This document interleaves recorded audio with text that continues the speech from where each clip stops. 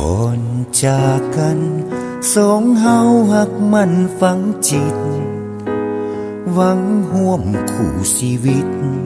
ผมลิขิตบ่มีหยังแน่อ้ายจำจากน้องข้ามของหนีตามพ่อแม่สัญญาจะบ่พันแปรจะคอยน้องแท้ที่ศูนย์น้องคายผ่านมา1 ปีน้องยังบ่หนีตามมาพอถึงข่าวจากลาไปใจจากหน้าฝากฟ้าแดนไกลฝากความว่าอ้ายถึกย้ายแล้วจากเมืองไทยสั่งไว้ให้น้องตามไปนัดพบกันใหม่ประเทศที่3เขาข่าวมาว่าน้องมีใหม่หูข่าวอายแทบซอกใจเหลือไว้แต่ความเจ็บซ้ำหมดหวังเพียงนี้หลายปีอายเฝ้าห่วงนำหูดีย้อนสะจากรรม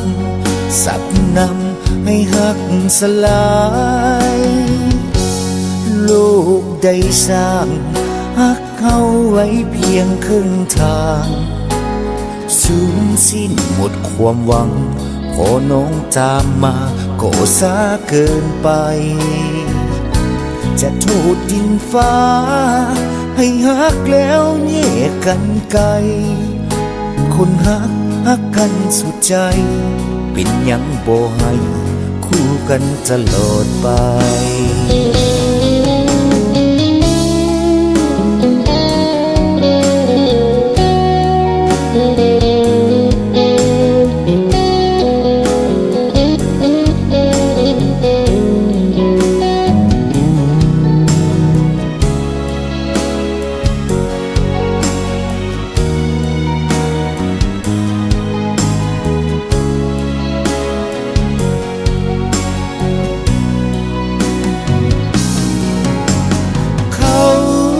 ข่าวมาว่าน้องมีใหม่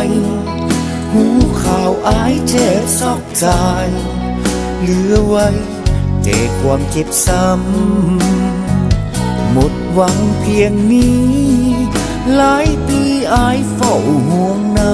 ำหูดีย้อนสะจากรรมสับนำให้หักสลายโลกได้สร้างหักเขาไว้เพียงครึ่งทางสูญสิ้นหมดความหวังพอน้องตามมาก็สาเกินไป